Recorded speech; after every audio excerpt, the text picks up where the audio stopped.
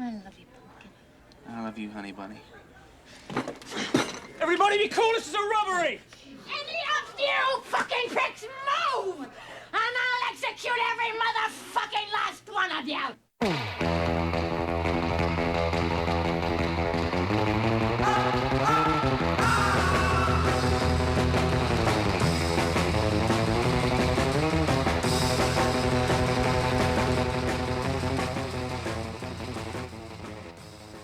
Chicken tonight. I am ready to talk. So, we're up and going. We got the green light. We got the green light. Hit them with the green light. Oh. So, what you been up to, man? Oh, not a whole lot. Pretty chill weekend so far. Didn't have to worry about car shopping. No shit like that. Yard work all day. Yeah. Saturday. It's dark, so I didn't get to show you the backyard. Backyard's sweet. Oh, that's cool. Like I bet, well, you seen the front yard, so you get an idea of what I did in the backyard. Look at that! Look at that! I've got like a timber pile going on in the middle of the hood. But yeah, man, all in all, it was good. Happy late Father's Day to all the fathers out there. Mm-hmm. I hope everybody had a good weekend. That was pretty good. Yeah, it was. I enjoyed celebrating it with my father. My dogs didn't get me shit for Father's Day. Yeah. Gotta talk to you soon to be wife about that one. Yeah. So, yeah, but yeah, all in all, everything was good. Went out to eat, and I worked most of the weekend. Done a bunch of stuff around the house. Sunday, had to go over to Donaldsonville, Georgia, over there where my wife's folks are from, and I had to deliver a stove to her grandmother that was made in the 50s. Oh, here we go. Here we go. Terry's Antique Roadshow. So, anyway, they was cleaning out a school around here, and I got a stove, and took it over there, and damn thing was ancient, and it was made out of solid steel, and it was heavy. We got it all in there, yeah. So, and ate spaghetti, which I don't eat spaghetti too much. Ate that, which it was all in all good.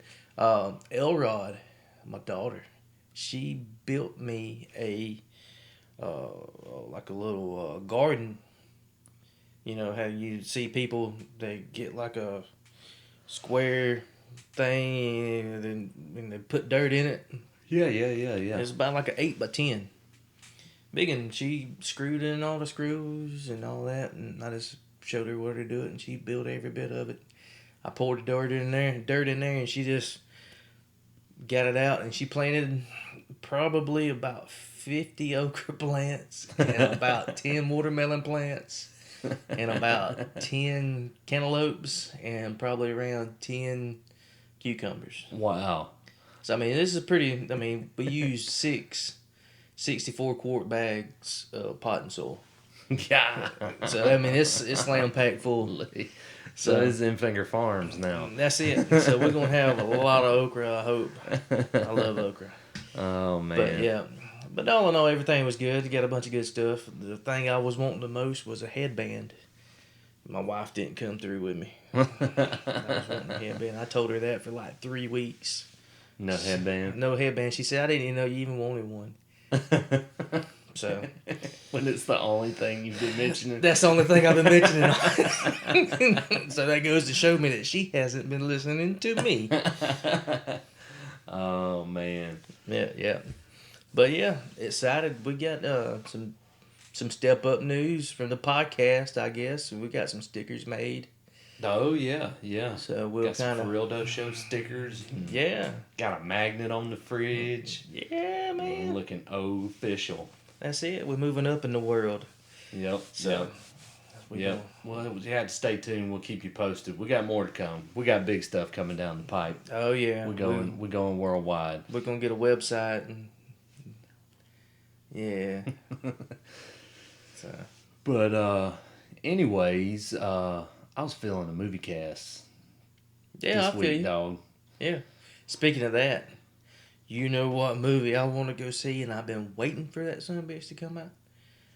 Once Upon a Time in Hollywood. That's right. Oh man, that is gonna be. They said it's gonna be the next Pulp Fiction, so we're gonna see it. It's supposed to be pretty good. They're hyping it up. That's what I've been excited about it. We've been talking about it a lot off the air, off the books, off the record, because that was why I told you I think I was feeling like a Tarantino movie cast. Man, let's do it. Coming up, getting ramped up for Once Upon a Time in Hollywood. Comes out next month, middle of next month or something like that. Yeah, it's July 20 something. I think it's supposed to come out. But have you seen the trailer? Like, I mean, I have. I watched the trailer probably 4 or 5 times for one reason, because there's a Bruce Lee in this movie. Yeah. And I still hadn't figured out if the guy looks that close or if they're doing the fancy like de-aging CGI shit, but it looks like Bruce Lee in the movie. And the guy's got the cheesy Bruce Lee accent down and everything. Like, oh, my hands are registered lethal weapons. If I punch you with these hands, I go to jail. Yeah, I think it's gonna be great. It's gonna be pretty. I mean, I don't know if it's like because of not with Leo, but I'm huge Leonardo DiCaprio fan and huge Brad Pitt fan, and you got both of them in there. I think it's gonna be. You know, let me tell you a secret about me. I used to hate Leonardo. I mean, I didn't hate him. I mean, I just liked him a lot. It was just a strong dislike. It wasn't like peppered with hate. Yeah, I mean, I really don't hate nobody, but but you might have waved the hate across your strong dislike for Lee. Yeah, but the thing that really the movie that really won me back with him, and I really hated him in Titanic. Oh yeah. I mean, it's just he was more like a. I don't know. But anyway, Catch Me If You Can was a good one. Yeah, it was real good. And then the one that really got me back was Shutter Island.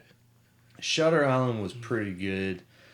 It wasn't I wasn't a huge fan of Shutter Island, but it was pretty good. But then he started right around after Catch Me If You Can and around Shutter Island and all that, he started coming out with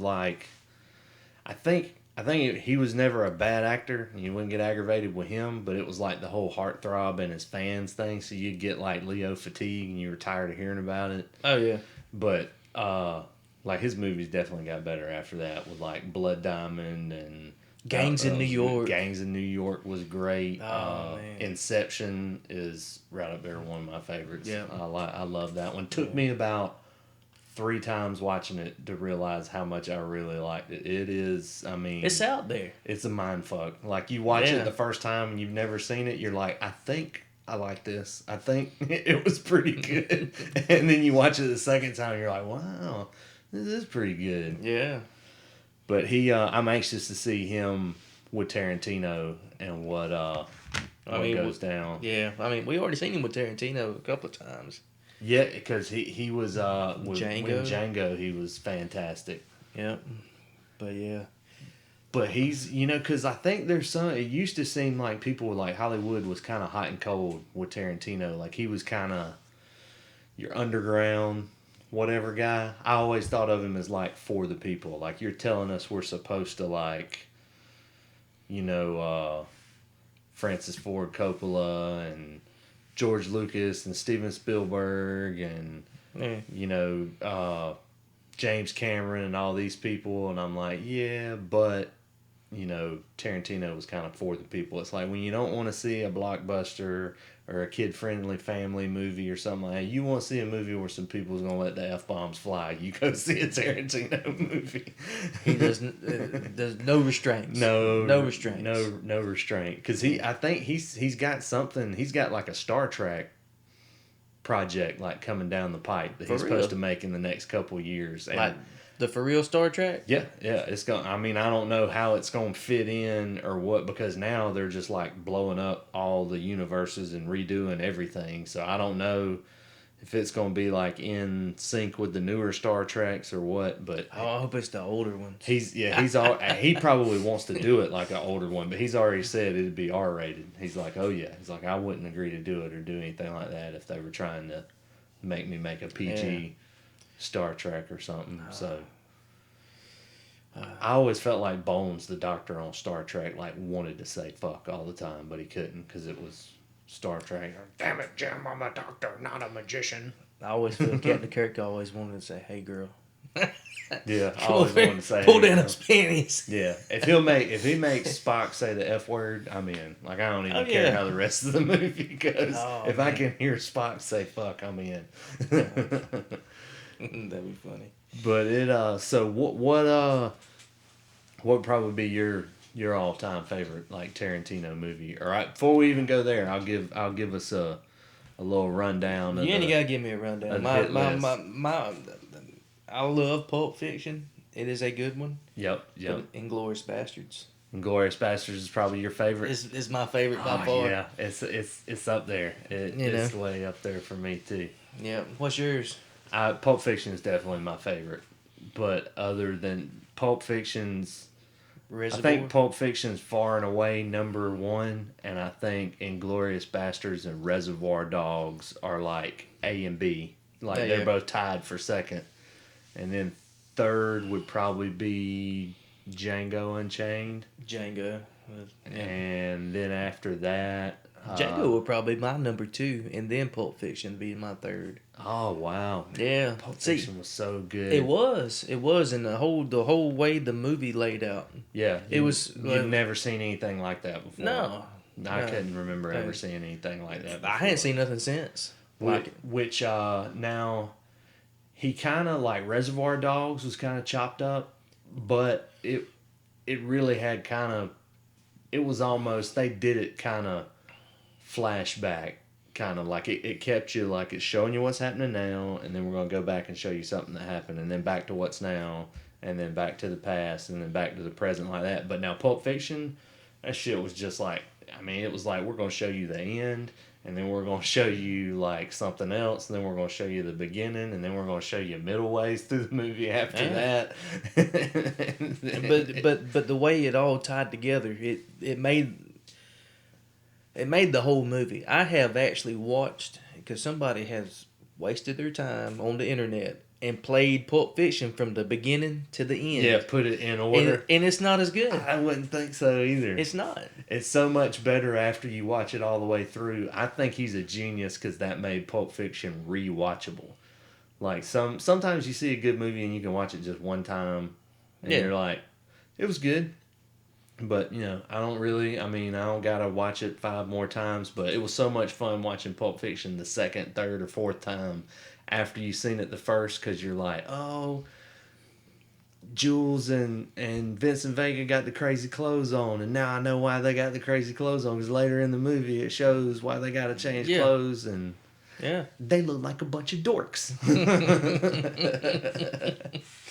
Yeah. Oh man, but one-liners galore in Pulp Fiction, and there was some good stuff in Reservoir Dogs, but as far as like his dialogue and like the one-liners and all that, I thought like Pulp Fiction is some of his best work. Pulp Fiction and Inglourious Bastards is some of his best work as far as the funny dialogue. The only thing I didn't like about Inglourious Bastards was Brad Pitt's voice, the way he tried to, talk like a Southerner.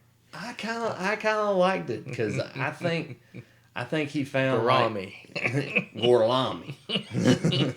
I think he found like the niche in there. Like it didn't sound like he was trying to say, like he went like old timey or something like that. It's kind of like I guess it'd be like an American doing like a foreign accent or something. Like if you're trying to do an English accent, it's like you can't pull off quite sounding like somebody in 2019 that's from England, but maybe you could sound like somebody from like the 1700s that's English or something, like a little London bit town. Exactly. Cheerio. Yeah. But yeah, I kind of get that, but it's just I don't know. I think he was kind of putting too much in it. Yeah. Kind of like old dude does in Walking Dead. Carl. Yeah, Coral. Yeah. Yeah, well, that's because that dude's like English as shit, and Yeah. he's trying to. Well, half the cast is. Yeah, You know. but I loved in Inglourious Basterds the bad guy, the Hans Landa guy, Christoph Waltz, Yes. who was the Jew hunter. He was. Yeah, I loved him. But Tarantino's done good with discovering some guys, Yep. because like. I think he kind of put Uma Thurman on the map, with Pulp Fiction. Like, nobody had really seen or heard of her. I kind of, yeah. And she boomed after that. No, she was in Johnny Be Good with, what's his name? The guy that played in 16 Candles. Michael. Michael. Something like Chad Michaels or some shit Michael- like that. Anthony or Michael Hall. Anthony Michael Hall. Yeah. But you gotta, one more time, Terry, what was she in? Johnny Be Good. Exactly. Nobody really saw her until Pulp Fiction, and she really launched after that. But the Iron Man was in Johnny Be Good. Yeah, exactly. But that's not the movie that like launched his Sure it was. career and everything. Well, no, maybe not. But maybe, but Iron Man was in Weird Science too, but you don't hear anybody talking about that either. yeah, I guess so. I don't know. But probably it was more than anything else. Like, she had been in another movie. It wasn't her first ever movie, but like she got like an Oscar nod for Pulp Fiction. Oh, yeah. And being in that, and that led her on to being like top billed after that. And Iron Man is Robert Downey Jr. by the way. Exactly. I just got it just came to me.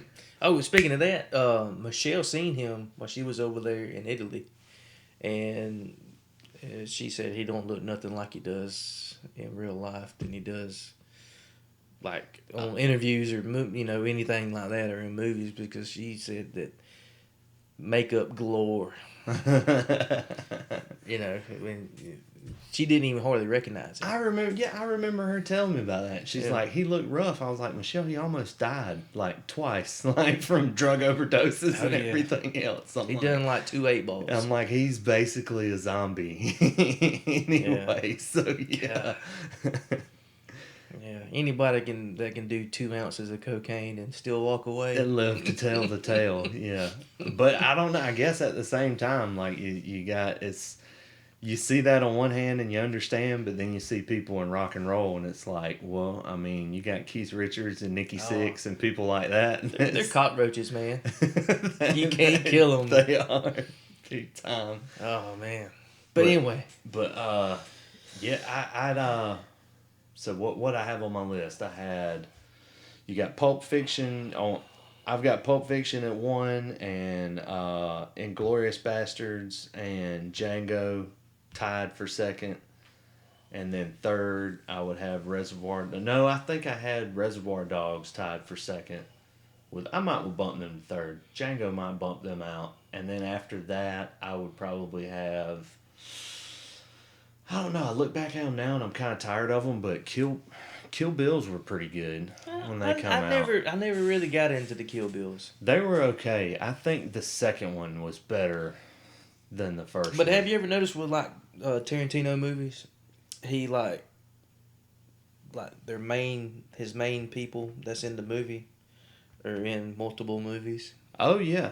I mean, he's got like a whole like Adam Sandler thing going on. Like he's got his group of homies. And he's gonna give them a spot. They're big homies.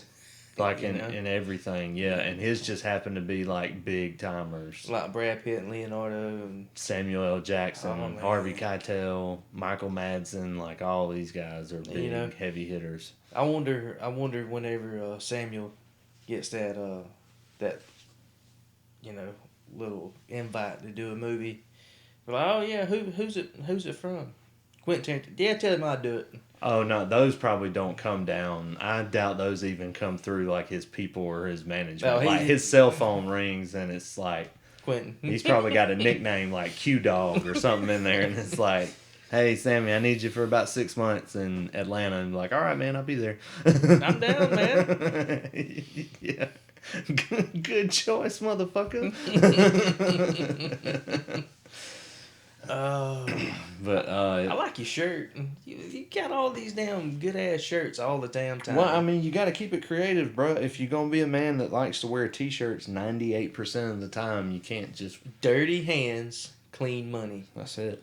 I never would have ever thought to put that on a t-shirt. That's my life, bro. Because most of the time it's dirty money and clean hands with me. So I get that old dirty money. That's it. That's it. But they. So what? Which one? What's the Tarantino movie you could dive into the most? I give you free reign to riff, and you most dive in. You break it down for me like either you pitching me on one that I hadn't seen, or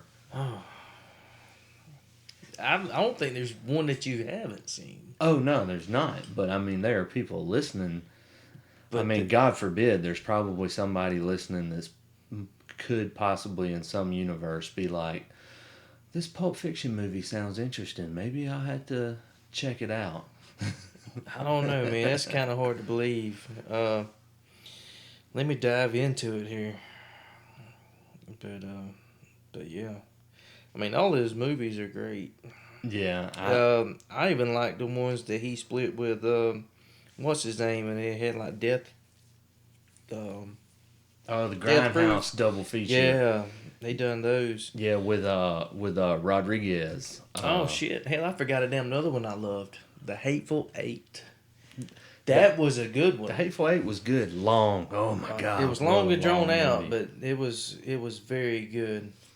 Other people I talked to that like it, I've talked to at least 2 people that shared the same sentiment as me, where I come away going, man, that was a good movie, but it was a 3-hour movie that got real good at like the last 45 minutes of it. It was right. It drug you right along for the first like hour and a half, 2 hours. But is it like the movies that he's been in, or is it like movies that he's directed and produced, or what we're going for here? I mean, because there's a kind of like a thin line with all this, because he had a part in Daltrey Calhoun, and that was a good one with Johnny Knoxville. Yeah. He's got, I mean, usually acting chops. I don't think very many people seek out Quentin Tarantino to be an actor in their movie. Usually he's got his hands in the movie somehow, like he helped get it made, or he's a producer, or... Well, From Dusk Till Dawn, See, he's in that one, but he didn't have anything... I think he was a producer on Dusk Till Dawn. Was he? Because that was one of Rodriguez's first, like, major... like bigger budget movies, and Tarantino like helped him get it made. What? Because he was already established with Reservoir Dogs and Pulp Fiction, and he had won shit at Sundance. He had got Oscar nods with Pulp Fiction and everything else, and then so then he had the clout to pull Rodriguez right on up. And I think he helped Rodriguez with... I know he helped him with Once Upon a Time in Mexico, and I think he helped him with the one, like the same story, but the movie before it, Desperado. I think he had a hand in Desperado too. That was both good movies. Both of those were good. Once Upon a Time in Mexico was real good. I liked it. Yeah. Jackie Brown was a good one. Jackie Brown was good. Yeah, I loved that one. With Samuel, and you had De Niro, you had Pam Grier. You had Michael Keaton, Chris Tucker. Did he do Sin City? He was a guest director on Sin City. Like a bunch of people came together for that one. It was like him, Rodriguez, and 2 or 3 other guys all come together for Sin City. Because you kind of watch it, Sin City's really like, they all tie together, but it's almost like a kind of like an anthology thing, which means there's like 4 different movies in a movie. So they would like get a director to do each little short, Yeah. Well, speaking of Sin City, Brittany Murphy. You know, she died. R.I.P. Yeah, and she everybody was saying that it was drug overdose. Well, come to find out, what it was, there was something in her house, and it had her like a respiratory infection or something like that. She got the old black lung, and it killed her, and then, you know, of course the media run wild, and she OD'd and all this other kind of mess, and her parents just said that wasn't true. Well, it wasn't even 6 months later, her boyfriend that was living with her in that same house, he died. So yeah, then they went in there and completely stripped out the house, and they found a bunch of black mold and this bunch of other just piles of mess in there. And so that's what actually killed her. It wasn't actually a drug overdose. Because if you look it up, I mean now, if you look it up, it'll say that. But everybody's always tied a drug overdose in with Brittany Murphy. Just a little bit of tidbit information for you. a little bit of tidbit. Yeah, little bit of tidbit. Did you know that? I had no idea. Yeah. As far as I knew, Brittany Murphy died of a drug overdose. See? Let everybody out there know that is not true. She was fucked up in the head after doing 8 Mile Eminem and was all downhill after that. Yeah. I kind of dug her a little bit in Clueless. Yeah. But I tell you, the girl I really dug in Clueless, Stacey Dash. Stacey Dash, I think, went crazy too. Oh, yeah. She's crazy. Yeah. Now, she's overboard right now. She's really into politics and all that. Yeah, right now. yeah. But she's a good-looking woman still to this day. Yeah. Yeah, ain't no doubt about it. Definitely. Stacey Dash was like OG. That was like before Alicia Keys hot OG. Yeah. That was like Halle Berry before that. Yeah. Yeah. Well, right about the same time. Right about the same time. Yeah.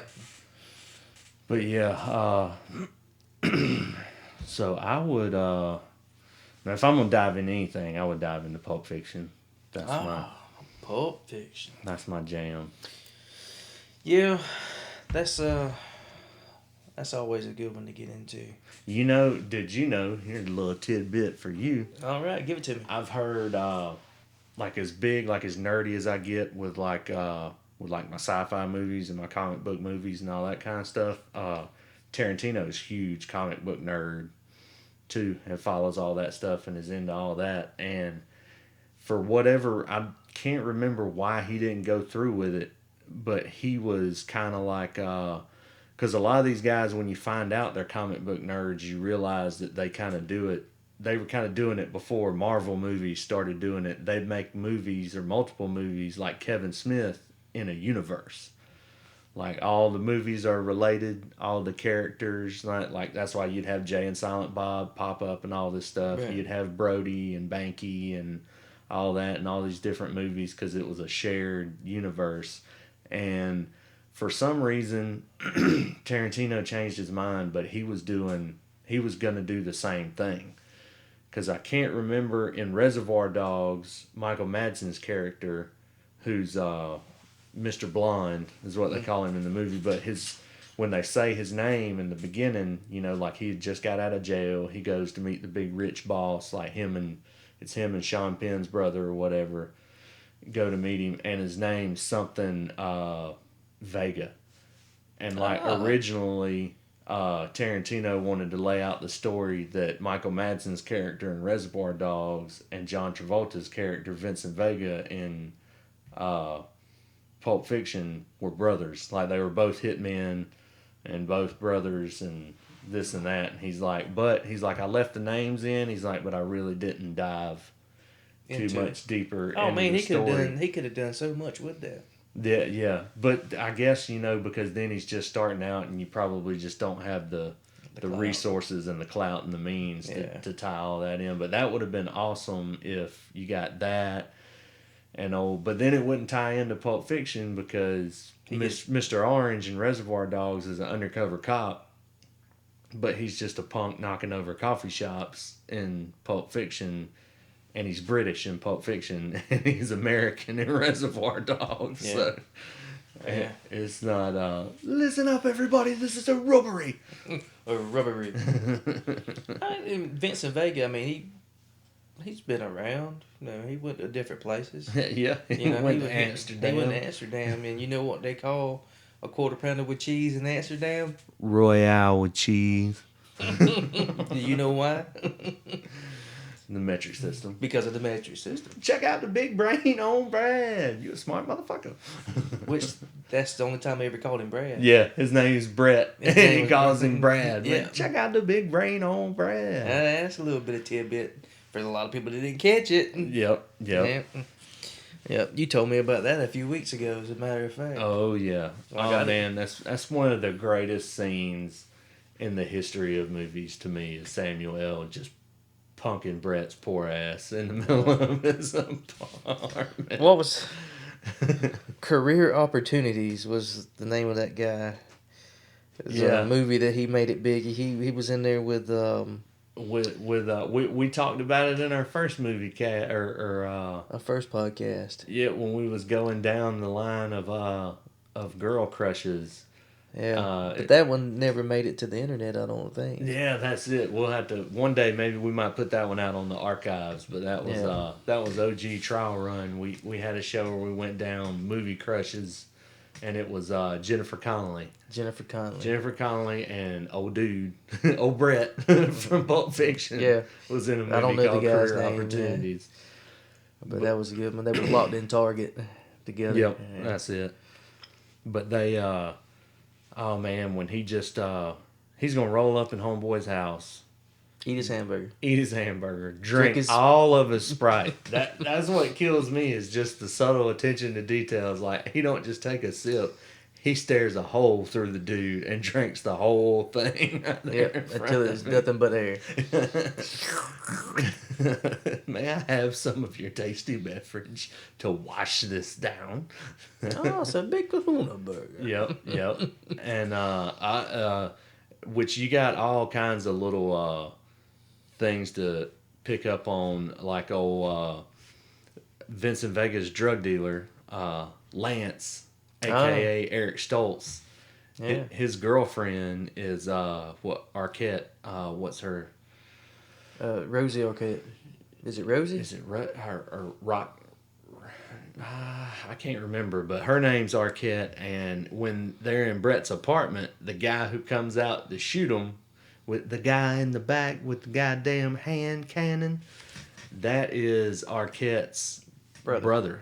That's like her and David Arquette's brother, who you won't recognize now because he's a woman now. That's right. But he was not a woman. Probably one of the last times or only times you see him on film as a man. Right. Is Pulp Fiction. And Is it Patricia Arquette? She was the one that came on Medium, right? The show Medium? Yeah. There's a bunch. There's like 5 of them. There's 5 of them, and all of them made it big. Yeah. I mean, that's crazy. And just say, that me and Michelle had 5 youngins, and all of them grew up to be movie stars. movie stars, and one of them happens to turn out to be a transgender person. Yeah. Man, we can go on a loophole with the Arquettes. Rosanna Arquette. I is her knew. name. Yeah, I knew. I was thinking Roxana, something like that. That's why I said Rosie. I think. Yeah, for some reason I was thinking Rosie. And I can't remember. I'm scrolling through my IMDb like as we speak, trying to figure out what her brother's name is. There's David. Yeah, I mean you got David, you got Which was also married to Courtney Cox. Yep. That's from Birmingham, You Alabama. got Rosanna. Speaking of that, do you know what Courtney Cox got her start on? What was her first big thing that she ever? That Bruce Springsteen video. Yeah. What is it? Can't start a fire. Yeah, like Dancing in the Dark or something like that. Yeah. But they, God, I can't find old dude on IMDb to find his name. But it's Rosanna Arquette's brother. Yeah. But if you watch the movie, kids, when Vincent and Jules are... It's pretty well close to the start of the movie. Yeah, when they smoke Brett and his buddy Flock of Seagulls on the couch. Yeah. Like later on when you go back to it and the miracle happens, it's because old boy comes out of the back with the big with the big 45 blowing up. What? Misses both of them. Just 6 shots. Unloads the gun. And they're both just standing there Doesn't looking. hit anybody, and that's what kills me is they take the time to look behind them and look back at the guy, and then blam, blam, blam, blam. Yeah. You mean to tell me that God came down and stopped those bullets? No, that ain't what I'm saying, motherfucker. Oh man, he's got some of the best quotes ever.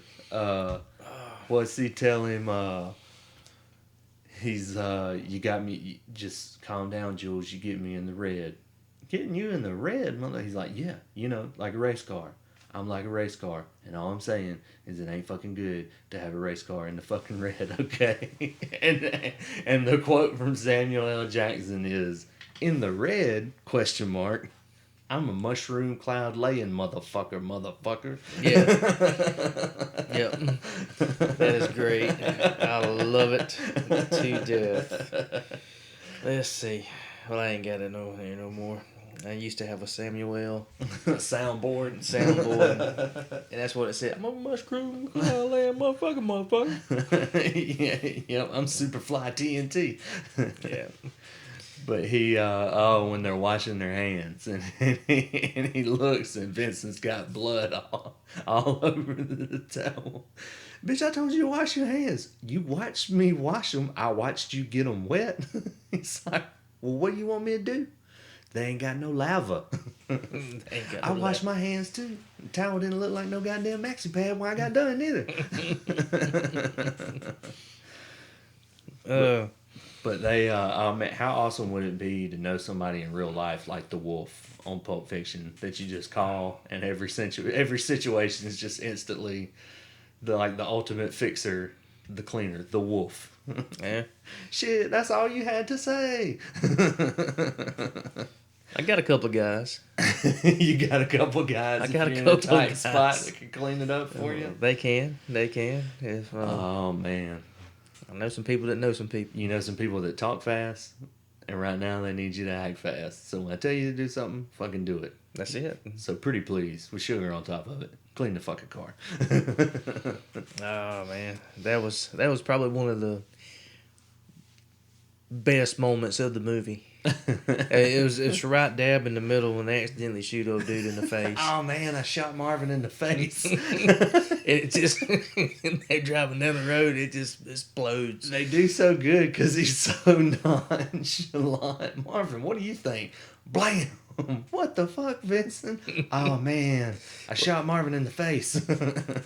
Like if you hadn't seen like the movie and you're watching it for the first time, Yeah. it throws you off guard. Yeah, and I'm sorry that we didn't throw out a spoiler alert for a movie that came out in 1994. Yeah.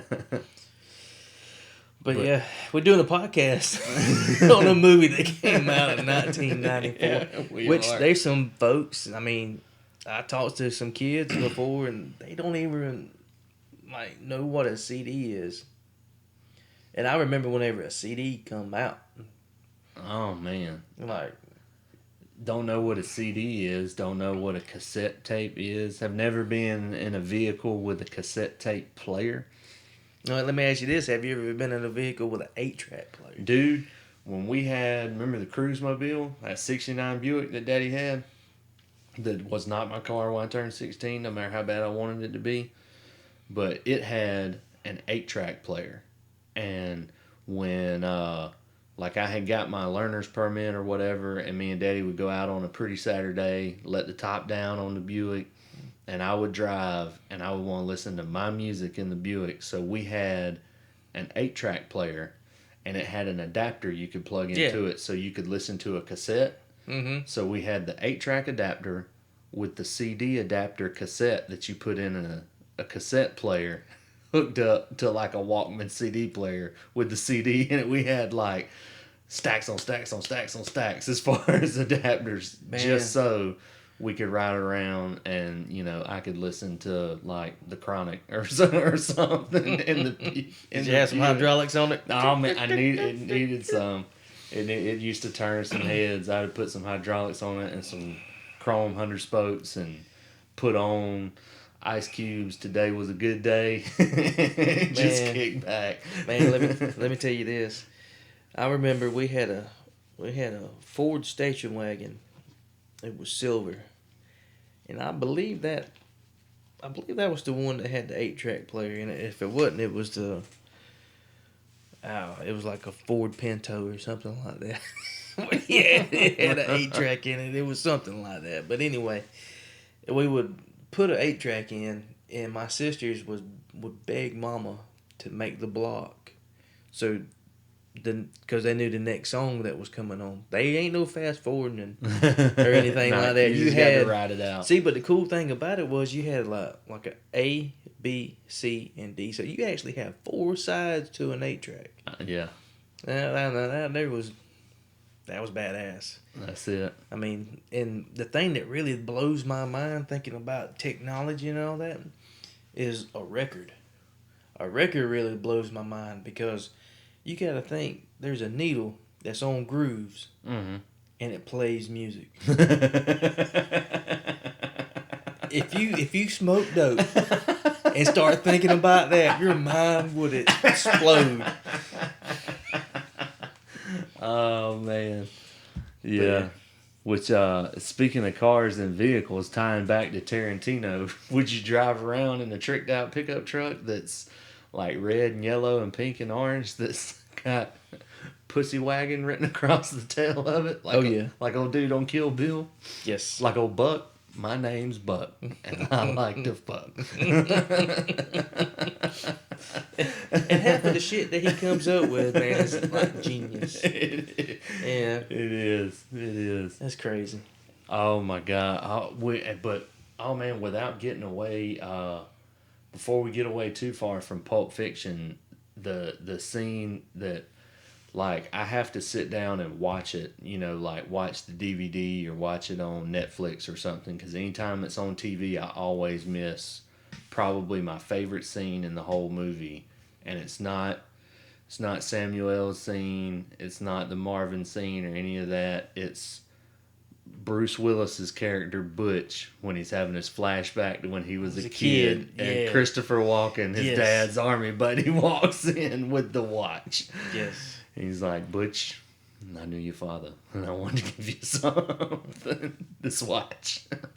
I put it in my ass. He didn't want the VC to get the greedy little hands on it, so he put it the only place you could put things in a place like that, up his ass. For 5 years, we sat in that hellhole. This watch, up his ass. Yeah, that was a good one. I was thinking about that one too. Oh man, Walken's the man. He is. Oh, well, we can go down a Walken. Yeah. You can rabbit damn hole. sure go down a Walken rabbit hole. Oh man. And I think thinking back with like when we were talking about Uma Thurman and all that, I don't remember seeing a whole lot of Ving Rhames until after Pulp Fiction. Now, like Samuel had some stuff going on. Samuel had been in Coming to America. Well, that was his first gig. And was it that, or was it Do the Right Thing? Was his first gig when he was the crackhead and Spike Lee's Do the Right Thing? It was Coming to America, because at the end of the movie it says, introducing. Oh Samuel. yeah. But he, so he had a couple of credits under his belt, but I hadn't looked into it, but I can't remember seeing Ving Rhames in anything before Pulp Fiction. And he was, Marcellus Wallace was the man in Pulp Fiction. Yeah, but see, the thing is about it, it never showed his face until, halfway through the until movie. right there at the end. Until he was at the ultimate moment of vulnerability. Then it shows his face. Oh man! You got old Butch riding around in his old lady's little Honda, and he pulls up to the red light. And Marcellus is right there, motherfucker. He throws all his shit down. Yeah. That was great. But oh man, it was good. But there was some stuff that happens in it that you don't. I guess there's little things that happen to me that didn't make any sense. Like why, when he's telling Butch to throw the fight in the bar, and Butch goes to get his cigarettes, and Vincent Vega's waiting at the bar. Why is Vincent Vega such an asshole to Butch for no reason at all? Like, Butch has never met him, don't know him, nothing like that. He just goes up to get a... What the Vincent Vega scene just seems like an asshole altogether. Vincent's just staring at him, and so he's like, You got a problem? yeah, you got a problem, pal? And he's like, nah, I ain't got no problem, Palooka. He's like, what'd you call me? You heard me, Punchy. I was like, damn, what is this all about? Yeah. But who would win that? If it came down to it, hand to hand. Hand to hand, Vincent Vega and Butch. Now, Yeah. are we talking like the movie characters, or are we talking about real life, Bruce Willis and John Travolta? I mean, if it was real life, it'd be Bruce Willis all the way. If it's in the movie, it's Butch all the way, hand to hand. I mean, Vincent Vega's good with a gun, but Butch killed a guy in the fucking ring, and then Bout killed Marcellus in that pawn shop. Yeah. Which, Marcellus kind of took a pussy route out at the end. He was trying to act all hard after he got through getting fucked in the ass.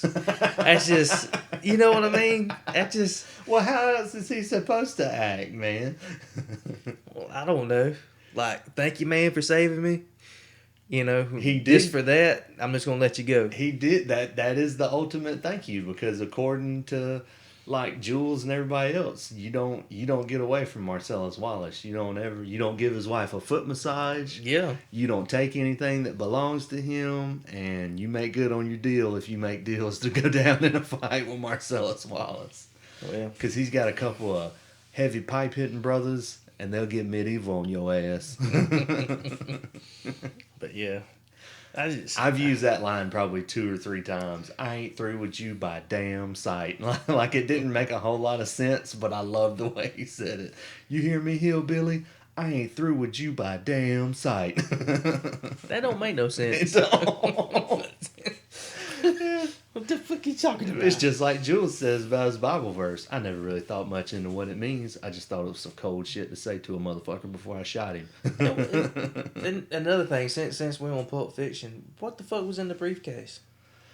There's all kinds of like, and that's like Tarantino's thing. He likes to, like, I think to this day, like, he don't ever tell. Oh my god! One of the like It's gonna come back. They're gonna show it in this new movie. They're gonna have the briefcase. They're gonna have the damn briefcase with the golden glow, and they're gonna tell you what it is. That's it. So stay tuned. Some people thought it was gold. Some people thought it was drugs. The like nerdy supernatural aspect is they say that it's like Marcellus Wallace's soul in the briefcase or some shit like that. No, because Tim Roth he wouldn't have sit down at the. But restaurant. Everybody's dumbfounded. Like, the only person who like sticks to their job is, if you notice, like, Jules never looks in the briefcase. Like, never. He's like Jason Statham in The Transporter. Like, you never look at the package. You just get the package to where it's supposed to go. That's it. But even like Vincent Vega's dumbfounded when he looks at it. Vincent, are we happy? Oh yeah, we happy. Yeah, I mean, and everybody sits down whenever they look at it and just open up their eyes. I always kind of wondered if you kind of just done that to kind of let your imagination That's it. take over. It's just what do you think it is, and it is whatever you think it is. That's kind of, I think that's like a cool like filmmaker thing when you do something like that. It is. I mean, because you kind of leave it like that, and everybody expects. I mean, if you tell it what's in there, it ain't gonna make no meal of beans. Because sometimes when you go back and you explain to everybody exactly what everything is and what it means, i.e., Star Wars Episode 1, The Phantom Menace, like, It's an awful movie. Nobody gives a shit. Yeah. I believe it was Patton Oswalt that said, "We just want to love the things we love and give us more of that. We don't give a shit where the things we love come from." Mm-hmm. He's like, I did not want to see baby Darth Vader. No. But that's another rabbit hole we keep going down. Oh my god. Rabbit holes galore right Yeah, here. we'll wait till closer to December for that one before the new Star Wars comes out, and then we'll go straight up. I hadn't even Straight up paying Star Wars. that much respect. I haven't been watching any of the side films. I stay strictly to the main movie scripts. But there's only been 2 like side ones so far. Well, see, the thing is about it, they're gonna come out with one every year. Yeah, Every other year. that's why they got to do the side stuff, because they can't, they can't make a original like story. But the one coming out in December is going to be like the last one of like the saga. Like it's supposed to be 9. It's the 9th one, and it's supposed to close out like pretty much the Skywalker era or saga, and then it'll go on just from there. A little bit of tidbit information. You know what the whole basis of the series was over? Oh, you talking about the droids? Because R2-D2. They're the only thing that lives 3CPO. out throughout the whole. It's a life story It's like of the life droids. and times of the droids. And the reason why they started off with episode 4 is because they didn't have the special effects, and plus it was more of a bam. This is a good movie. If you started off with episode 1, you would have lost everybody. I wonder if Once Upon a Time in Hollywood is going to be super duper gnarly, because maybe Tarantino's like, I couldn't do everything I wanted to do with Reservoir Dogs or Pulp Fiction until now. He's like, so I'm coming out with this movie, and now I can do. We can only hope. Well, apparently he's already brought Bruce Lee back from the dead, so there's no. Yeah. R.I.P. Yeah, he's like, I can put fucking anybody I want in the movie now. Yeah. I mean, it's like that movie with, what's his name? Al Pacino. He had that movie Simone or something like that years ago, where he made a movie star on his computer. It was like before all this. Yeah. He and everybody like fell in love with her, and they were like, I want to see her. You know, of course, she wasn't real. Yeah. So yeah, it's kind of like those. They kind of hit the nail on the head 10, 15 years ago. Well, they probably wasn't that long ago. Probably about 10 years ago about that movie. Mm-hmm. But yeah. Yep. But that's enough on Pulp Fiction. I've bored you long enough with Pulp Fiction. It's not even your favorite Tarantino movie. I mean, it's good. It is good. It's real good. But Inglourious Bastards, who's your favorite Inglourious Bastards guy on there? Your favorite one? All the characters. Man, my favorite one would probably be. It's hard to pick. Mine's a tie between Hugo Stiglitz and Donnie the Bear Jew. What the fuck? That's both of my favorite ones. Yeah, but Donnie was my favorite. And Donnie's a Red Sox fan. Oh, he knocked that fucker out of the park. Straight out of Fenway Park. Everybody here to see Teddy at Teddy's fucking ball game. But this, it's because that happened right there close to the beginning of the movie, did it not? Yeah. You know, of course, you know they show like the Jew. They had that long ass scene at the beginning. Yeah. It seemed like it was like 15 minutes long. Yeah, like the beginning, and then they showed like the credits or whatever. Did they not? Yeah. They like showed that one old girl like takes off like running. Inglourious Bastards and da and this and that. And then it goes straight to like Aldo, you know, lining up the bastards and talk to them. I didn't fight my way through half of Sicily and jump out of a fucking aeroplane to give the Nazis lessons in humanity.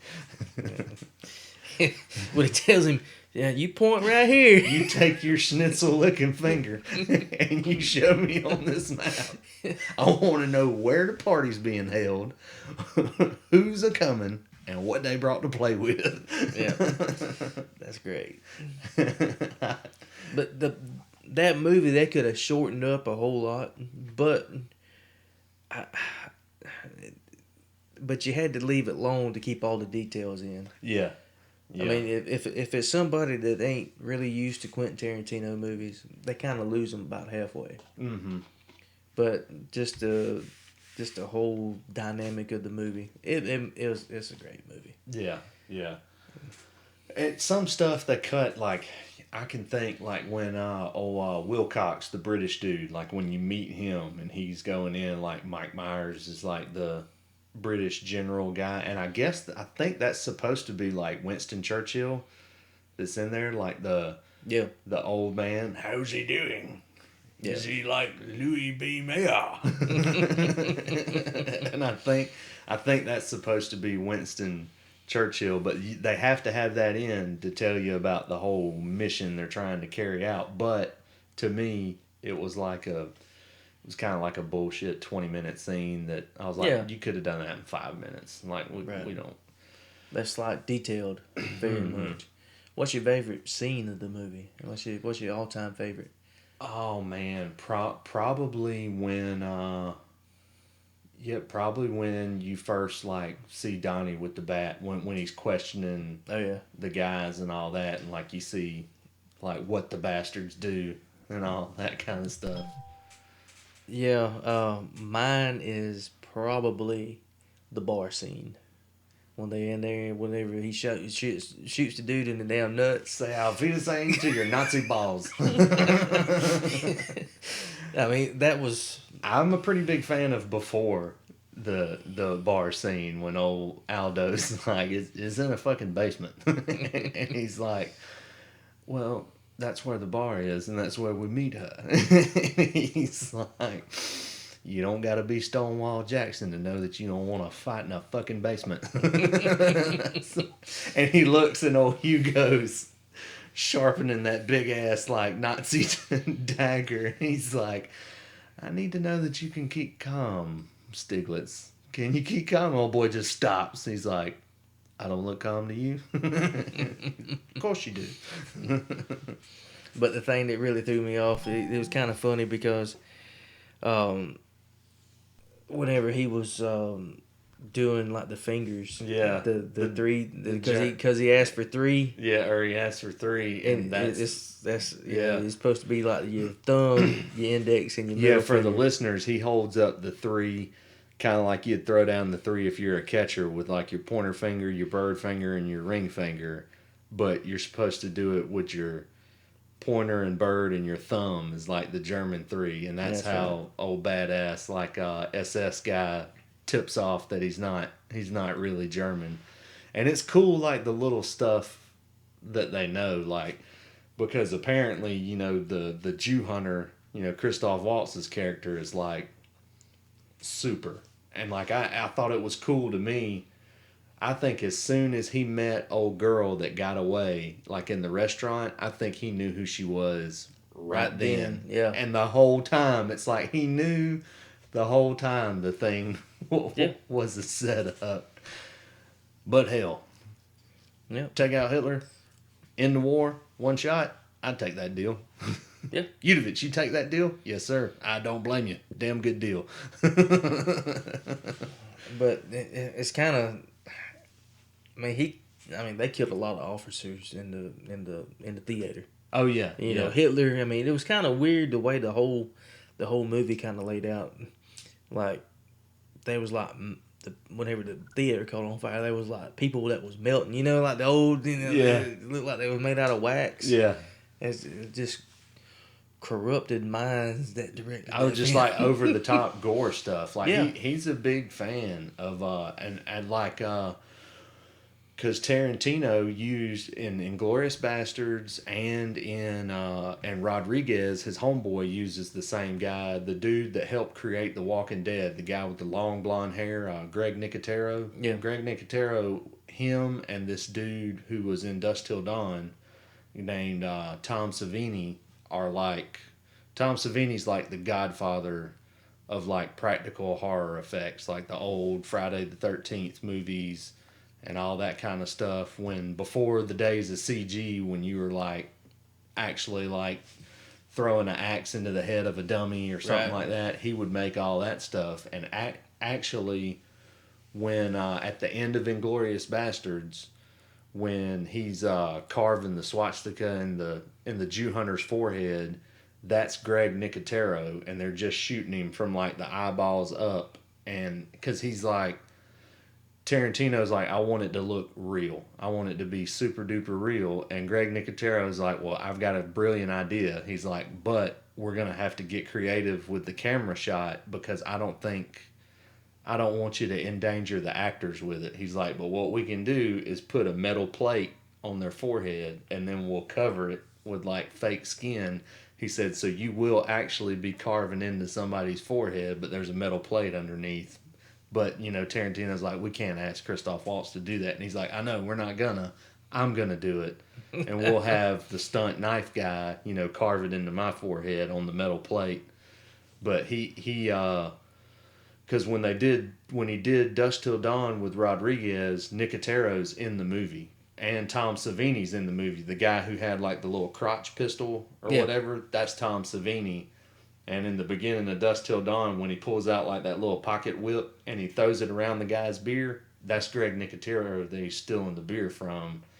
But so, I'll be damned. So Tarantino goes way back with some of the best like practical effects guys like in the Look business. at you. So Damn, useful knowledge. Oh, I'm telling you, you gotta. I don't know if it's still on. It used to be on Netflix, but it might be on Amazon or something like that. There was a documentary called Nightmare Factory, and I think like Elijah Wood did it or like hosted it or something like that.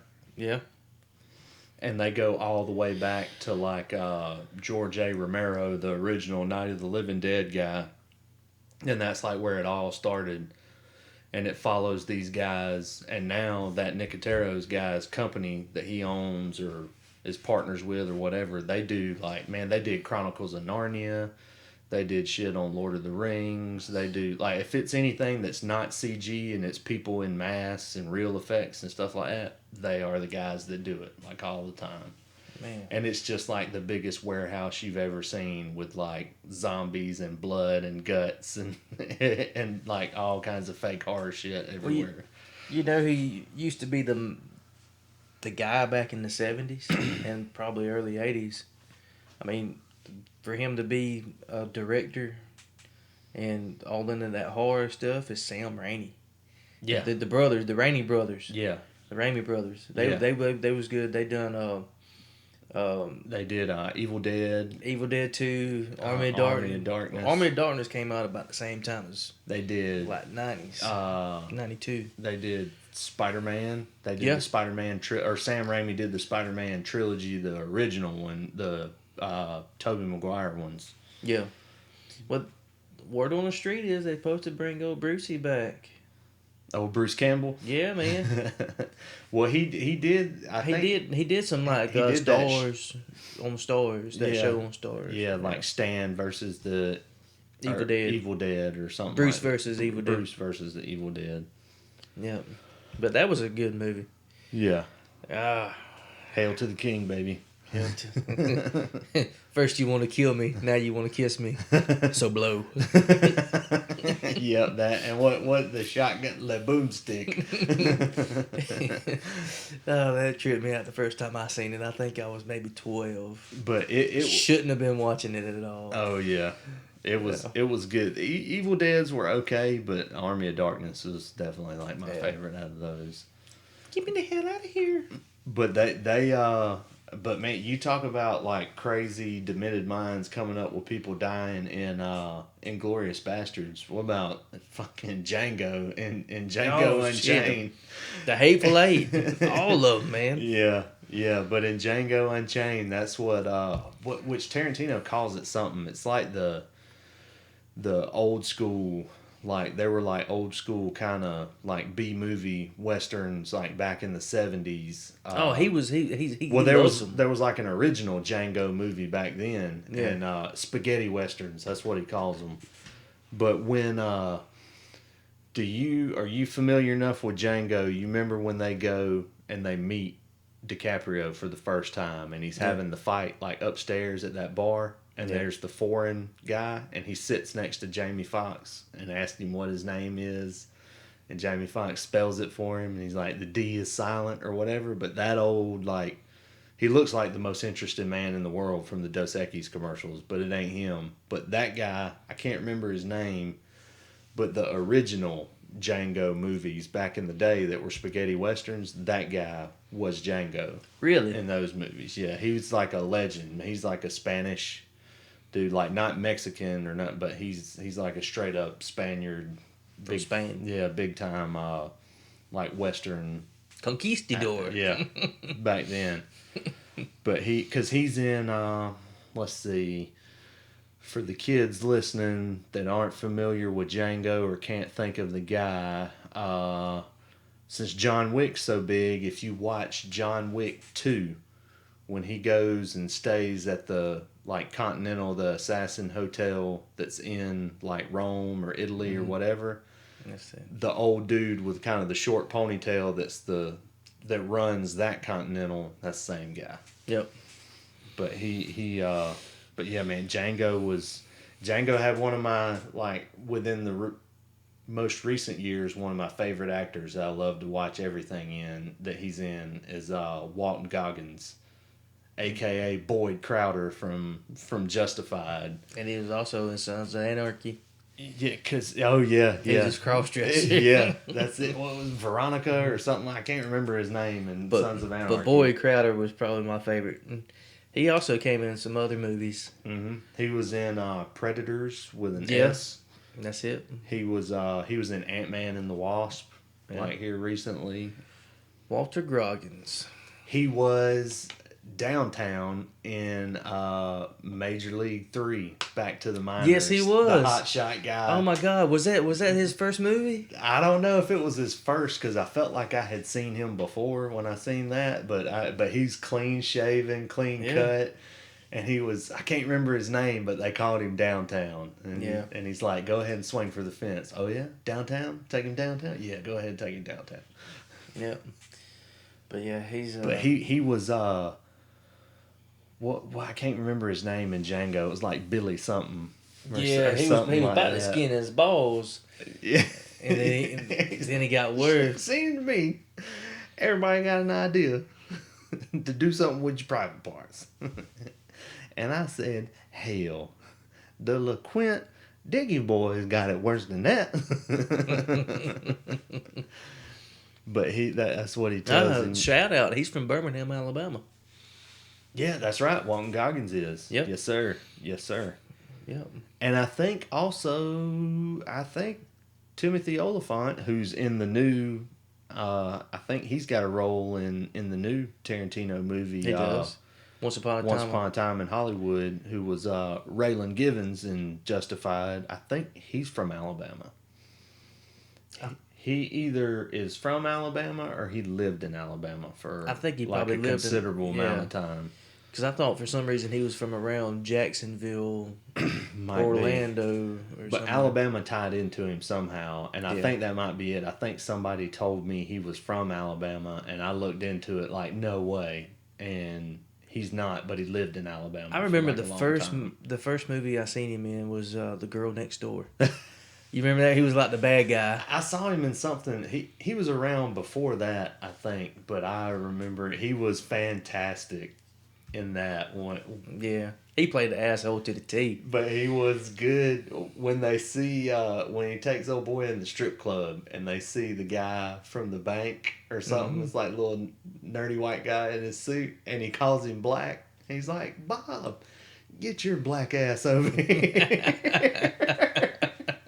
Just for no reason, makes no sense, but it was like one of the funniest parts of the whole movie to me. Speaking of that, I got a friend that lives up there around Opelika, and his name is Rod Lee. His name is Roderick Lee, and me and him went to school together, HVAC school, and old dude. He stored my name in his phone. Mm-hmm. And one time I lost my cell phone or something. I said, "Hey man, let me borrow your phone." I said, "Let me call my phone." And he said, "All right." So he went down. He had like 4 Terrys in his phone. He was like, "Man, I don't know which one it is." I said, "Let me look at it." He was like, all of them was like Terry so and so, Terry so and so, Terry so and so, and Terry W. I said, Rod, is that W mean white? Hell yeah. He was like, "That's you, man." So I said, "All right." That's so, white boy Terry. So now I call him Rod B. What's up, Rod B? What's up, Terry W? Oh man. But speaking of that, there was another guy. His name was Greg. And me and him, we always used to go eat lunch together, and we was driving through Opelika over there, and there was a 4Runner that was for sale. It had a for sale sign in the back window. Mm-hmm. And so he was trying to get his attention, asking, how much he wanted for it and all this. He tried to get his number, and he kept on flashing his lights at him, and they pulled up there. So the 4Runner wasn't parked. They were driving it. They was driving and it. It had the for sale sign. And they had a for sale sign on it. Okay. So he was following them. He's like, man, I'm going to try to get this dude's attention so I can talk to him about it. So he's over flashing the lights, beeping the horn. Dude comes out, has a bat. Greg rolled down the window. He said, man, it ain't that kind of party. I just want to know how much for the 4Runner. I just want to know how much for the 4Runner. You can put the bat down. It ain't that kind of party. Man. I always tripped out about that. Was it like The Rock on Be Cool? Was it like a little red aluminum bat? No, this is a fucking, like a damn Louisville Slugger. Yep. Oh, man. One of them big old aluminum bats that'll fuck somebody up. Oh, God. So, back to the movies. On the other movies, is there, have you watched about like all of them that's on the list? Have you watched Jackie Brown? I have. It's been a while back. Jackie Brown might be one of my least favorites. Great movie. It's pretty good, but it's not. The one that really didn't capture me too much was probably Natural Born Killers.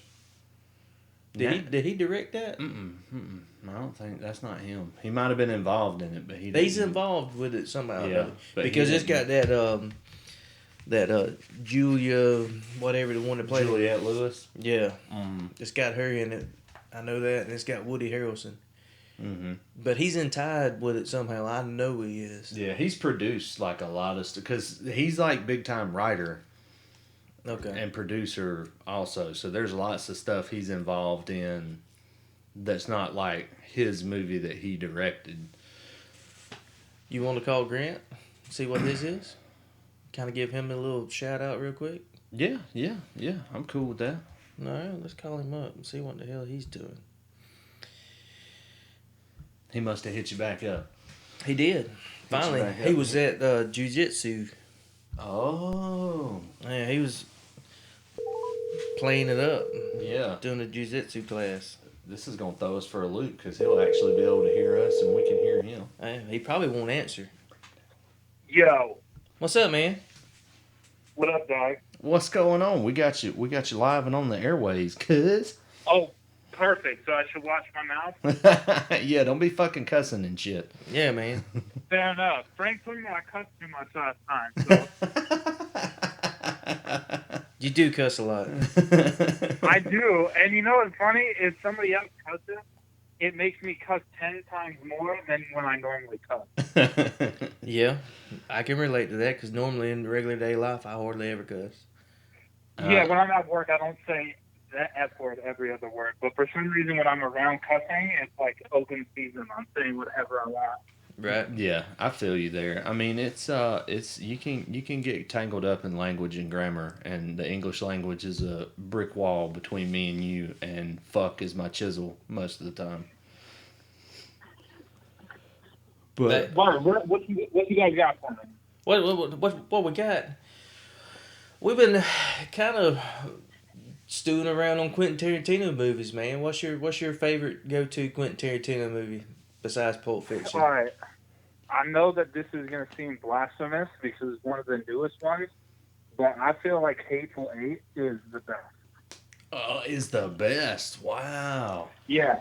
They kind of drew that movie out a little bit, but that one's actually in my top 3. It's not. It's probably. I don't even know if it cracks my top 3, but I mean, really? You know, like my 5th or 6th favorite Tarantino movie is like miles ahead of maybe like yes, of most. All my top 5 are more important than like 90% of the other movies out there. Yeah.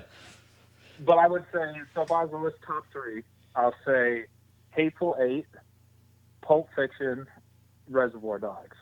Yeah, that's respectable. Yep. Terry's big. I'm pretty close there. I don't got Hateful Eight there. Pulp Fiction is probably number 1, far and away. And then after that, I've got like Reservoir Dogs and Inglorious Bastards like are tied for second, and then I got Django Unchained coming like in third. Yeah, I got those two tied at fourth. See, mine was Inglorious Bastards. And then are we counting True Romance? Does that count? Because he only wrote that. Well, yeah, I say yeah. I mean, that was they say let me what's that dude's name? He played in Untamed Hearts and Legend of Billie Jean. Christian Slater. That's a Christian Slater movie, right? Yeah. Yeah. Yes, sir.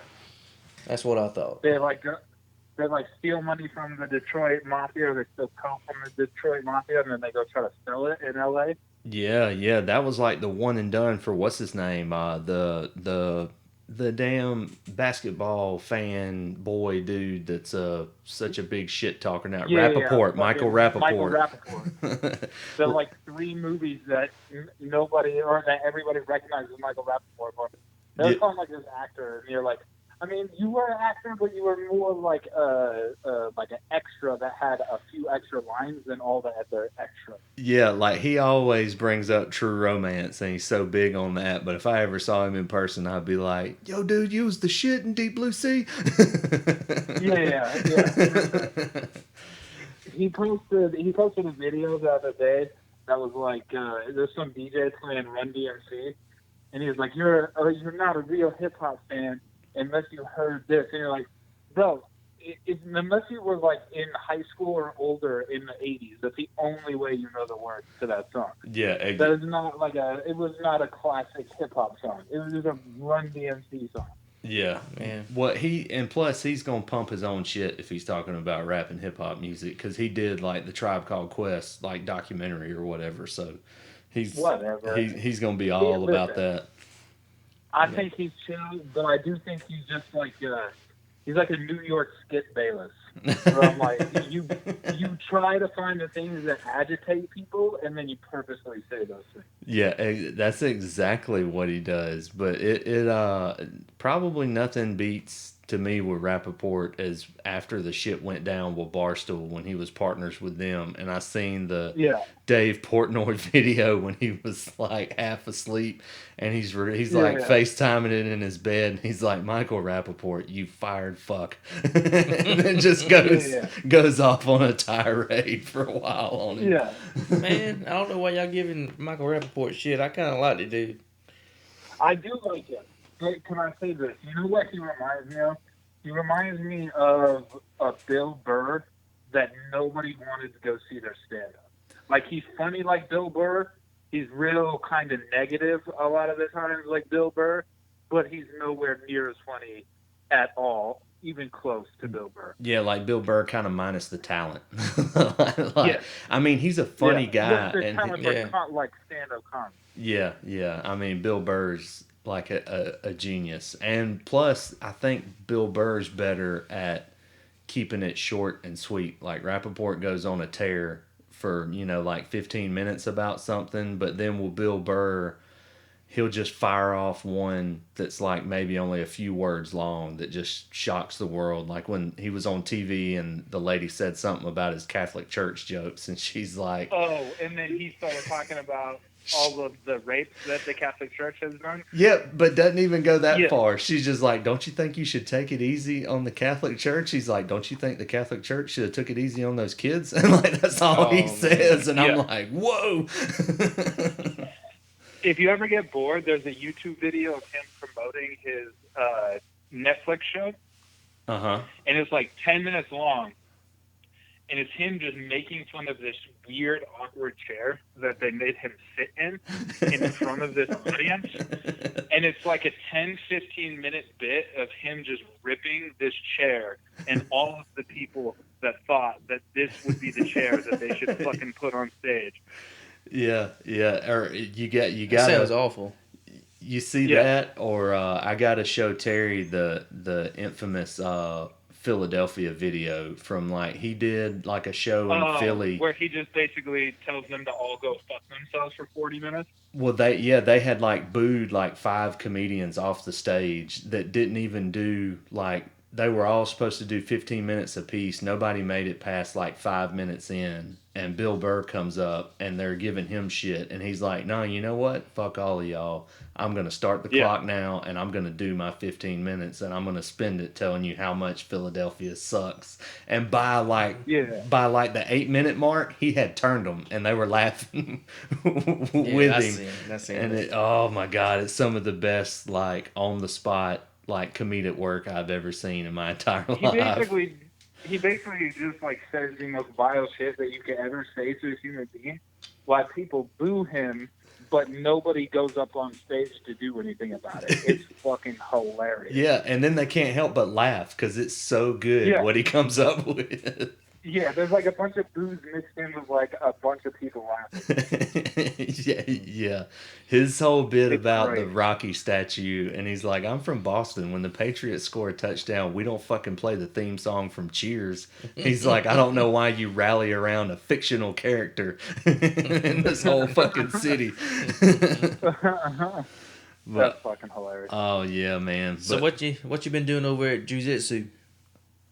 Been working on some... I've just been training, bro. Are you asking what I've been working on? Or yeah, what you been working on besides jacking off? Gi or no gi? Oh, gi or no gi. Yeah, what do you want to know? In no gi, I've been working on heel hooks. In gi, I've been working on attacking from bottom. Oh yeah, well that's what Terry. That's what you're good at. He does his best work off the bottom. No, he attacks good. It's called being a power bottom. That's what they call it in jiu-jitsu. It's called being a power bottom. Oh man, it's all about. Oh, here it comes. Are you ready for my Hicks and Gracie impression? It's about you start at neutral point. Neutral point. I start 0. I go to 1. I go to 2, I go to 3. Never back. Always forward, never back. Position, submission. Neutral point. You can't argue with the legend himself. That's Karen, have you ever seen Choke before? No, I haven't sat down and watched Choke yet. I've got him on my list of like martial arts documentaries that I want to watch and nobody else wants to watch. I've got to see Choke, and then I've got to see I think it's called like Blessed with Venom or something. It's like the John Wayne Parr like Muay Thai kickboxing story or whatever. I gotta sit and watch both of those because I've heard like so Choke big is things. dope, and then the documentary called Like Water that follows Anderson Silva through his training camp before he fought Chael Sonnen for the first time are my two favorites. Oh yeah. That's the one that they had up on Amazon and Netflix for a little while was pretty decent. The Hurt Business, and it like followed. Was that the Dustin Poirier one? No, it was. Well, I think it had some of it on there, but it covered like a whole bunch of different people. Like there's a lot of like John Jones in it. And it had Ronda in it for a little bit too, I think. A little bit of Ronda, and then it had like Ronda chilling at the Diaz brothers' house, like way back in the day. Yeah, back when she had some street cred before. Before she went punk, like on everybody. Man, I know. All she had to do as well is just do an interview, like, oh man, I lost, and then everybody would be like, oh sweet, cool. But she just got weird, and then everybody was like, all right, bro, okay, guess we're not gonna like you anymore. I knew like I got Ronda fatigue so bad, and then like I can remember, I mean it was like knowing the end was coming before anybody else, because I don't remember if I heard her mom or if it was somebody talking about her mom. It might have been Brendan Schaub, because like when their relationship went bad, Brendan Schaub kind of went scorched earth on her for a little while. Yeah, he got a little salty there, and then he tried to pretend that he wasn't salty, but you could clearly tell he was salty. He pretended he wasn't salty.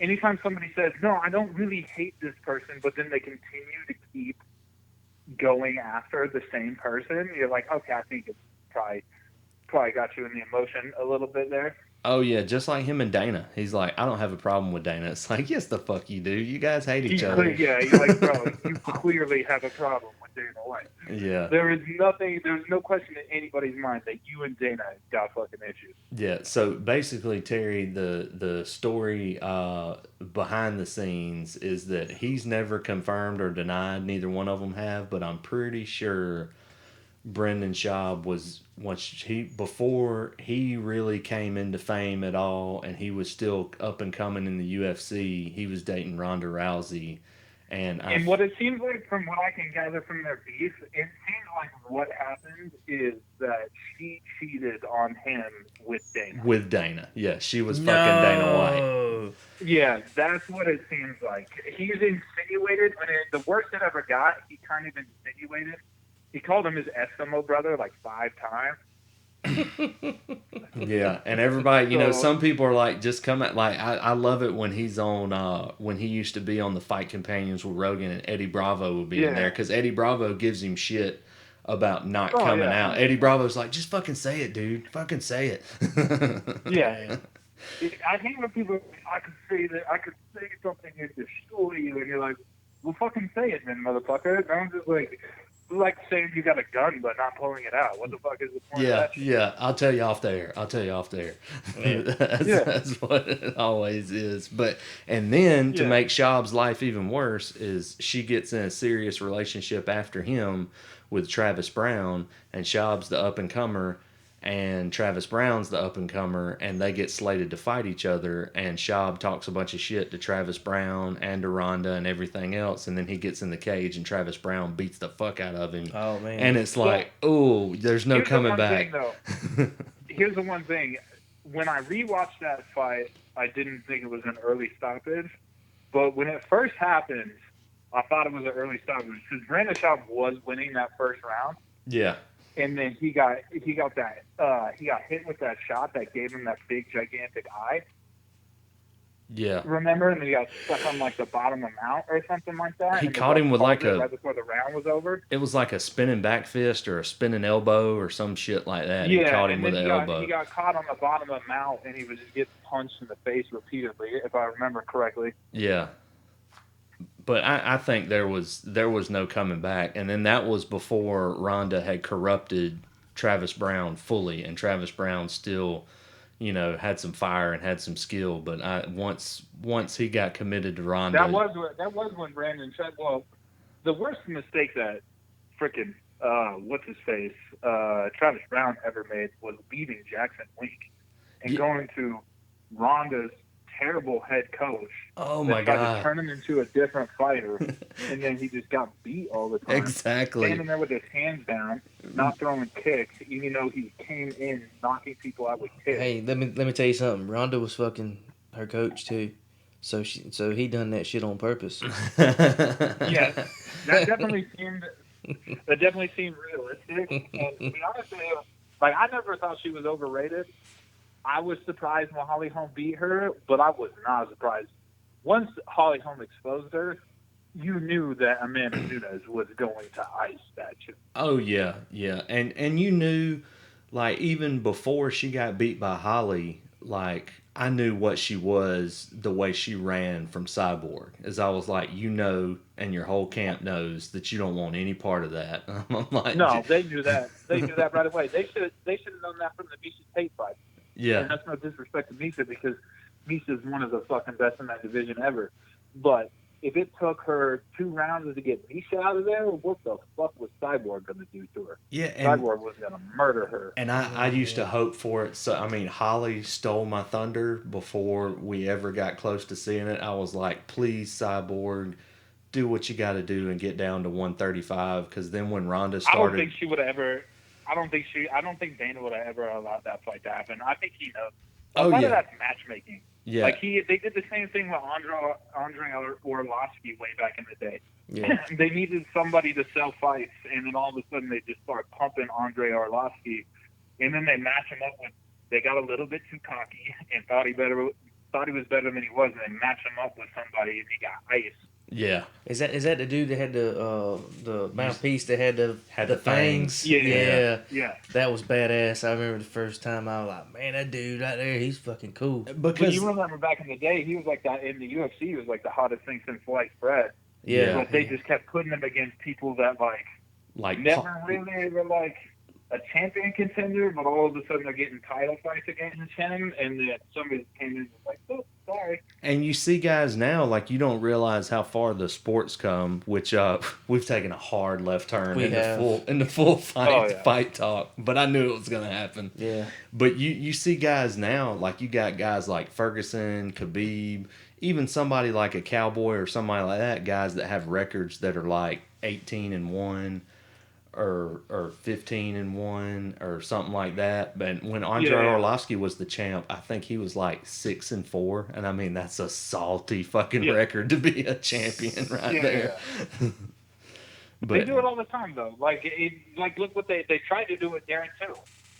Yeah, exactly. You know what I'm saying? Like the warning sign, and not that Darren Till is a top level fighter. He had a pretty good back and forth fight with Stephen Wonderboy Thompson.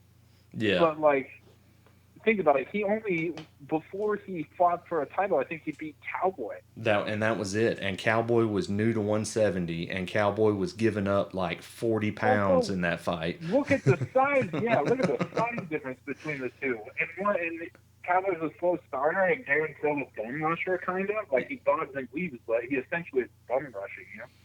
Yeah. Because Cowboy makes 170 on beer and Skittles, and he eats sugar the week of a fight at 155. 170, I'm about to be surprised if sometimes he didn't weigh in at 165 pounds. Yeah, and Darren Till, I think, walks around at about 225, 230. Darren Till is definitely going to be a guy that does not fight at 170 for much longer.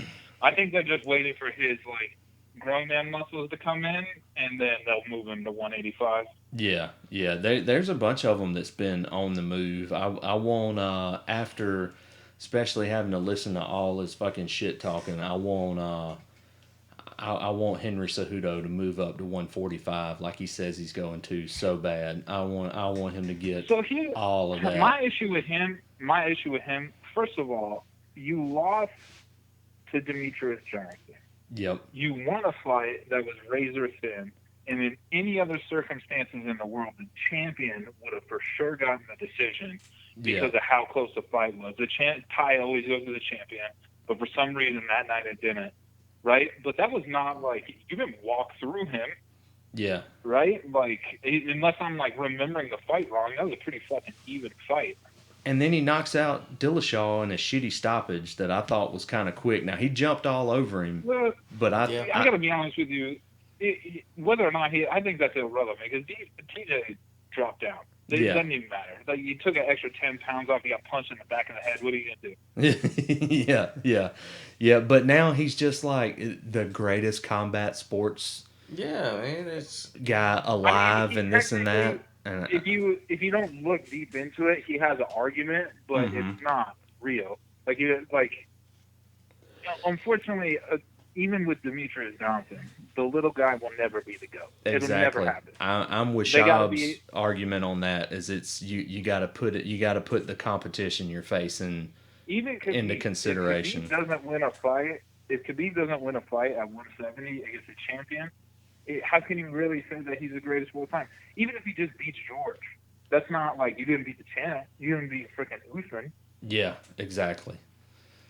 And am I the only one that I don't like awarding somebody a pound for pound listing that's only fought in one weight class? Like, they're like, I'm cool if it's one weight class, but you gotta have more than 5 title defenses. But right? Like, you got John out there with how many title defenses? Oh my God! You had Anderson 12, and Anderson used to jump up to 205 whenever they couldn't sell a fight and they used him to. Like, yeah, and not even like a super fight for a belt. He was just like, I'll fight somebody at 205 if you need somebody else on there. The only fight he ever lost at 205 was against Daniel Cormier on 2 days' notice, and he hurt him in the fight at the age of 41. Yeah, exactly. But then you got John Jones, who technically has never lost a fight in the UFC and has defended the title. He never lost a fight. Getting disqualified because a guy was deaf, it didn't answer verbal commands does not make him a loser in that match. Exactly. Yeah. But me and Terry always, every time we wind up watching fights and we see Daniel Cormier's face, we always chuckle and go down a hole about just how bad John Jones haunts his nightmares for the rest of his life. And I hope he beats the shit out of Luke Rockhold at 205. And then I hope he goes up to heavyweight and beats Cormier Luke again. Rockhold doesn't have a chin anymore. No. Luke Rockhold's chin got ruined by Vitor Belfort and then again by a whole mess of other people. Well, if Jones and Cormier fights again, that'd be number 4. Actually, that'll be the 3rd time they've actually fought. At heavyweight, Daniel Cormier is gonna knock him out. I don't think so, Tim. I don't know. Just look at the second fight and look at how many times Daniel landed clean in the first 2 rounds. Yeah. And then look at Stipe getting dropped to the ground. That's true. That's true. That's true. But I think I just can't bet against Jones, man. I think with a lot of people though, like I play like residual effects from like previous wars in it, and really the only one John's been in was Gustafsson, and you look at Stipe. That's the only war he's ever been in is the 2 fights with fucking John. Yeah, John. When Gustafsson touched him up a little bit, but Stipe. But not towards the end of the fight. And he already had 3 rounds in the bag, and he took him down, but he didn't bust him up on the feet. He just scored a bunch of points, taking takedowns and then landing outside shots. Yeah. But Stipe, I think Stipe's fight, his first fight with JDS, like took years off of his career because I mean it was. I agree with you as well. I also think that Stipe has gotten away with getting caught by a little bit aged gentleman. Yeah. Because he drops his hands all the fucking time. Yeah. He's been dropped in like almost all of his fights.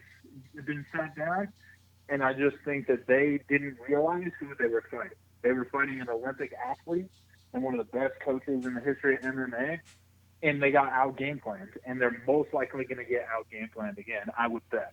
Yeah, definitely. They. But I'd like to see Kane get his knee healthy, and I want to see Stipe and Kane fight each other. Yeah, I always wanted to see that. Well, it's almost like I always wanted to see Kane and Fedor so bad. Before Fedor started falling off, there was a window of maybe about a year and a half there where Fedor hadn't got dropped and hadn't fell off yet, and Kane was on top of the world. Cain Velasquez would have murdered him. I think you're right because I mean lesser foes murdered him right there within the same year to 2 years. So. Yep. And Kane was better at everything that Fedor does. The only reason I watched the fight breakdown of the Ngannou fight with Kane. Yeah. And the only reason he even caught that shot is because he started trying to set distance with leg kicks instead of with punches in the beginning. And then the distance got closed too fast because they had to maintain the distance. But Kane, Kane gets you up against the cage. Oh, it's over. It's over with. Yeah. The only person that used to would come even as close to being nasty in the clinch up against the cage like Kane was probably Shane Carwin, like in his heyday when he had his run for that year. If he got you up against the cage, it was over. Done, son. Yeah. But unless, you're like an actual human woolly mammoth tank of a person like Brock Lesnar and you get a real good ref that lets you get your ass kicked for a whole round, then you get to survive. And also, Shane was beating the fucking crap out of him. He was. I think anybody else, that fight gets stopped. I think anybody else, or I don't know, then once he realized that the fight wasn't going to get called, maybe stop throwing haymakers from the bottom or from the top. Yeah. And just take a few breaths. Yeah.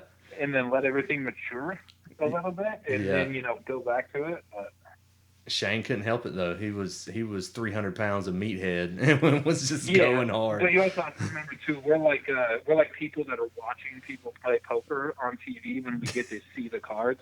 Yeah. And be like, oh, you know, it's completely different, but whatever. Who cares? Barbershop talks is the best. So. Hey Grant. Yeah, buddy. Have you ever been punched in the face? I have very few times, but I have been punched in the face. Well, I tell you what, if you come down here to Alabama, I'll punch you in the face again. You son of a bitch. Fair enough. Oh my God, that escalated quickly. So how's the weather in Colorado? Is the full moon out tonight? Today it was actually kind of shitty. It was like rainy out all day. It was like 60, 70 degrees. I hear you. Yeah. That ain't too bad. We're back in the 90s here in Alabama, so. Yeah. We're not there yet. We don't get to the 90s until July.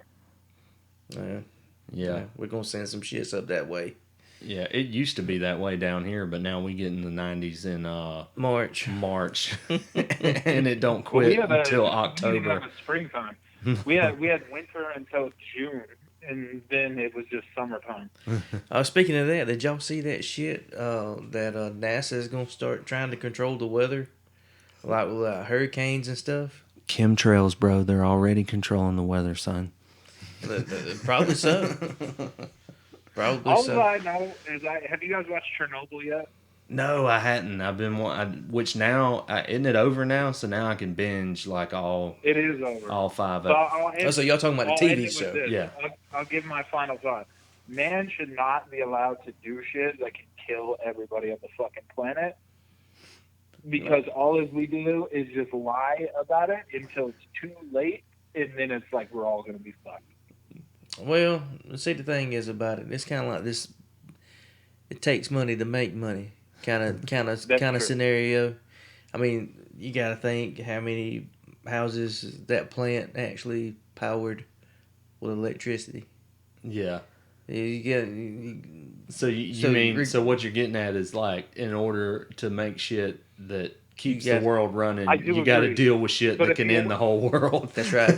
Once you get done with the ending of it, the reason that it went off is because a bunch of people didn't do what they were supposed to do, and that also Russia bought and took the cheapest way possible. That's right. So all of that shit could have been avoided, but it wasn't because we're people who want everything for the lowest price possible. Think about this. The whole world is protected by the lowest bidder. Mm-hmm. Yep. It's scary, man. That's the way it is. Yeah, it's super scary. That's the way all that shit is. That's like that Tom Hanks movie, the Charlie Wilson movie. It's like Charlie Wilson's War or whatever. It pretty much kind of gives you like a look into how the Taliban got started and all that. The Challenger explosion. Yeah. From back in '86. But you see shit like that, and it's like at the end of that movie, he's like, you just spent $1 billion to like arm these guys and fight off the Russians. All I'm asking you for is 10 million more, so I can go back and build schools and this and that. And they're like, no, fuck that. We don't care about that. And then that's what pisses them all off, and that's why they're gonna hate us forever. Yep. Yeah, war is marketing. We pretend like we're saving people, but really the only reason we're going there is because there's something in it for us. Oh, yeah. That's it, man. Big time. The same way with the Vietnam War. All right, man. We'll holler at your punk ass later. I legitimately have been standing here naked the entire time waiting to get in the shower after you. Oh my God. How many times you scratched your balls? Tell the truth. The whole time. The whole time. He hasn't let go of them yet. The whole time. That's why he was so motivated for Fight Talk, because he started squeezing them once we got into that. Oh, that's it. Yeah. Started feeling the pain. Bringing the pain, son. All right, man. Well, y'all give it up for Grant, the one half. Also, I wanted to tell your audience, So you guys already get way more views than us on YouTube.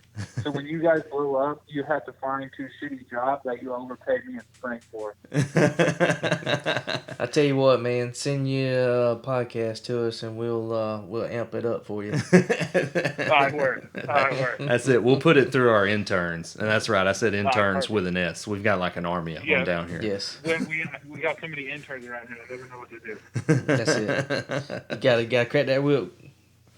Yeah, buddy. That's it, man. Well, we'll check. We'll check with you later, bro. Check out Grant on Alabama Rado podcast. Your favorite rapper's favorite podcast. And keep listening to these guys because they're awesome. All right, man. We'll see you. See you, man. All right. Bye. All right, peace. Oh, that old crazy nut grabbing bald headed bastard. Yeah, he's got a damn old slick head. I always wondered, like, every time I see him in a picture or something. I mean, I never actually met him in person. Yeah. But I always wondered, does he always like use like a polishing rag? How do you get that shine? Yeah, man. Did you? I guess because I feel like my forehead doesn't shine that much, but maybe it's like up there at the very top that always shines. We just don't know it because it's covered up with hair. Right.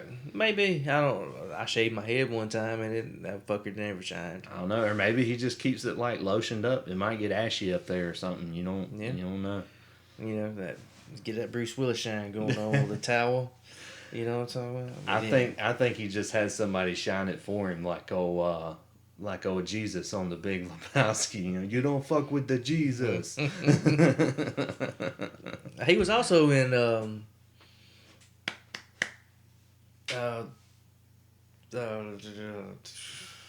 what was the name of that movie? You talking about Turturro, John Turturro? Yeah, he was in Adam Sandler movies. Oh man, yeah, he's in Anger Management. Yeah, he was in Mr. Deeds. Mr. Deeds. He was in. That's the one I was. Oh brother, where art thou? Yeah, he's been all over the place. He was on a show on HBO. Oh shit, you need to watch that shit. They had a show called The Night Of. That was about this dude that gets like wrongly accused of murder or whatever, and he plays like the dude's lawyer. Is fantastic. Really fantastic show. Yeah, but yeah.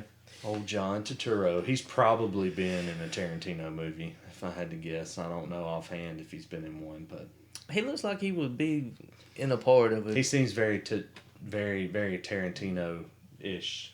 Yeah, very Tino-ish. He's like Steve Buscemi. Oh yeah, crazy eyes. Yeah. But yeah, because old Steve Buscemi was, I think he was Mr. Pink in Reservoir Dogs, and he was Buddy Holly at Jack Rabbit Slim's on Pulp Fiction. Oh my God. He's like, I don't think Buddy Holly's a very good waiter. I didn't even realize that till just now. How about that? Yep. Steve Buscemi. Yep. Anyway, you got anything else?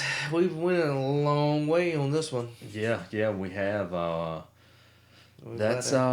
That I think we hit what I wanted to hit with the Tarantino movies. I really don't give a shit about Kill Bill, all that much, except for old Buck driving the pussy wagon, and Buck driving the truck, looking to fuck. that's it. And then I'm trying to think of some. We didn't hit the double feature ones, but they were okay. I mean, they weren't their best work, but they were pretty good. The Grindhouse movies.